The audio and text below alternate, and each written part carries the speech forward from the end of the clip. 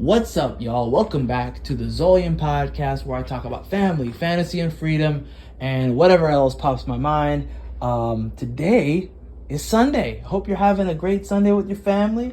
If you're going to church, hope you have a fun time at church. If you're not, well, I hope you still have a great day anyways. Today's topic is about this pretty black pilling thing, I'm not gonna lie. It's called an invalid view. Apparently, according to YouTube, okay, I don't know if it's real or not, by the way.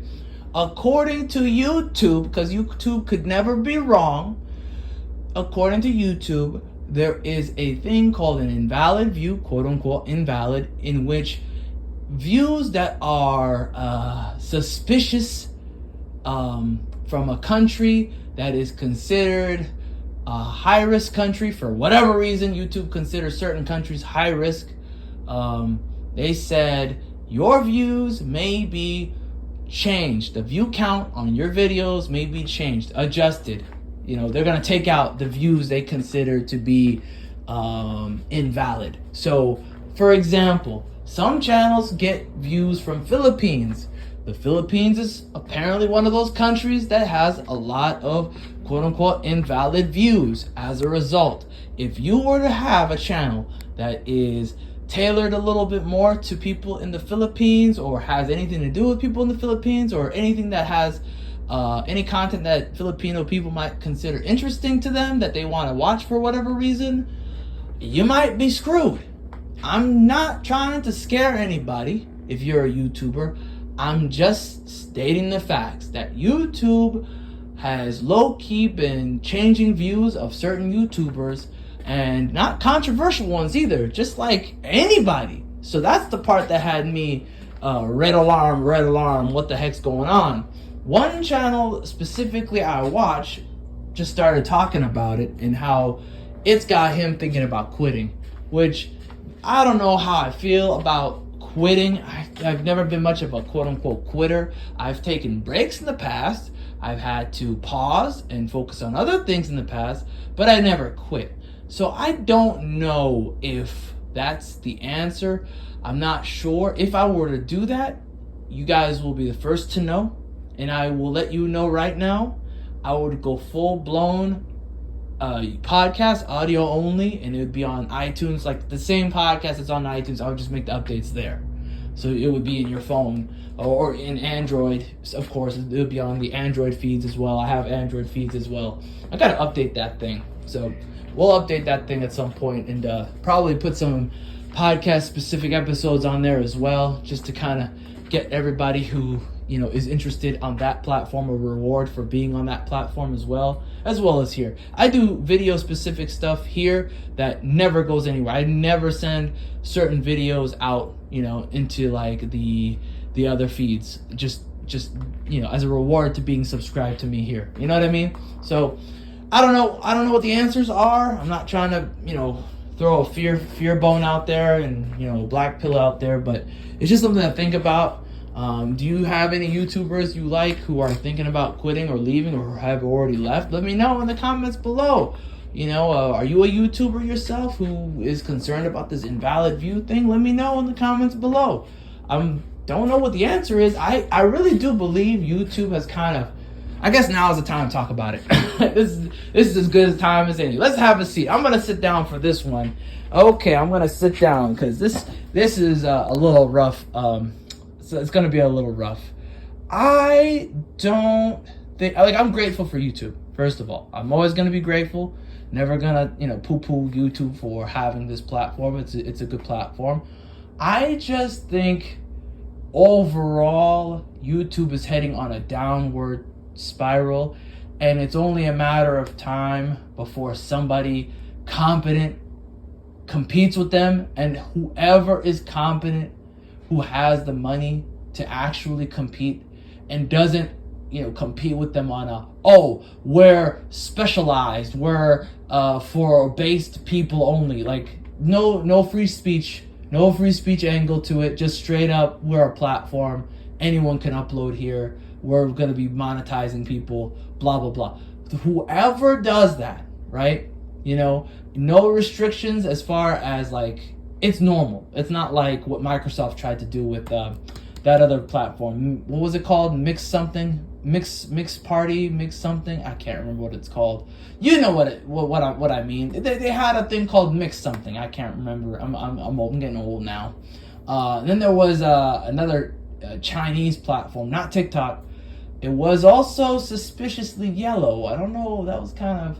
Anyways, I forgot what it was called. PewDiePie promoted it for a while. He was like the face for it for a while. I knew that was a rug pull. In my opinion, that was allegedly. Don't sue me. Allegedly, that was a rug pull. In my opinion, okay, kind of like certain cryptos out there. So NFTs. Anyways, so like I was saying, that sounds really bad now. Someone's gonna be like, "Hey, wait a minute. Hey, wait a minute." No, sorry. Moving on. There's been other platforms in the past that have, come and gone. Rumble's a platform. I'm still interested in Rumble. I'm not poo-pooing Rumble. I think Rumble. Is that a Freudian slip? I promise it's not. No. I think Rumble has promise.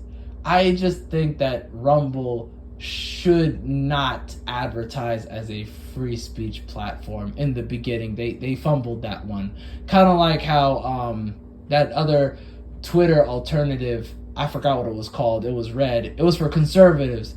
They screwed up by being specifically for conservatives. That you knew that was gonna fall apart. Anyways, but now we're going into too much tangents here. Going back to my main point, I think that whoever is competent and has the money and is actually willing to compete, has the balls, whoever has cojones and is competing, willing to compete, okay, toe to toe with YouTube, has the highest chance of usurping them. In fact, I think if they are smart about it, right, if they are angling themselves correctly, that means going out there to boomers. I mean, we're talking about going full-blown president mode. Like, I'm saying it, you gotta campaign like you're a president. That's what you gotta do. I can't believe I'm saying this, but you gotta be the president, okay? You gotta basically play like you're running for office and you're beating them, okay? You're hitting them, okay? You're whacking them with it, okay? You're going around the world. You're going around all the normies. You can't beat that style of viral marketing. I don't care how many Zoomers there are. I don't care how many millennials who are anti-normalcy there are.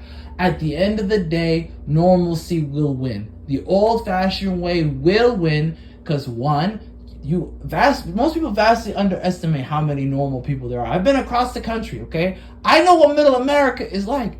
There's a lot of normal people, all right? And if you advertise yourself for normal people, you will win, hands down. Look at Twitch. You want to see what not normal looks like? Twitch, okay? Look at the people in Twitch. They're far gone. There's not that many of them. I know a lot of people say there is, but there are not that many of them, okay? You say the word Twitch in a normal environment, like you go to an airport and you mention Twitch to somebody over the age of 35, the chances of them knowing what the heck you talking about is not that high. I'm going to be honest with you. They're going to look at you like, what? You got a Twitch? That's what they're going to say. You okay? That's not reality. Not everybody's on 4chan, not everybody's on Twitter, not everybody's on all these platforms, okay? They've heard of some of these platforms. Everybody's heard of Twitter at this point because of the elections, but not, everybody's heard of all these other little things, these little niche groups. So I think normalcy is the way to go this time around. Normalcy is the future, because we're going backwards now. We're like reverting. I hate to say regressing, but it's, in fact, at this moment in time, I think regressing is progression. We are progressing in that way. If you go backwards from people wearing dog suits and being outside with collars and calling that their king, I mean, that's just, you're just evolving at that point. Like if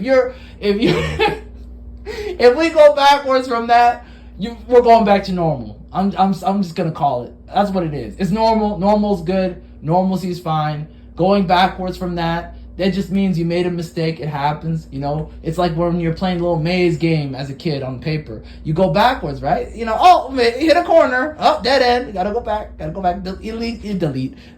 Delete, erase. Oh, I said elite. Let me just, Freudian slip. I didn't say anything about deleting elites, okay? That was a Freudian slip, you know what I mean? It happens. Not Freudian slip as in I'm thinking about it, but Freudian slip as in, you know, I messed up. So going backwards to what I'm saying, you're a kid, you're playing the maze game. We're going back. It's okay. So yeah, I think if you do that whoever does that as a platform creator, holder, a platform owner, you'll win. You'll beat YouTube. YouTube benefited from being first to market. Okay, that's just what it is. Google bought them, and they had the money, and they had the infrastructure, and they had the influence already, first to market, and they utilized it to great effect, to the best of their ability. All right, whoever does this way will win. Okay, he who plays the game well will win. All right, and that's it. That's all I got to say. Dang, 10 minutes?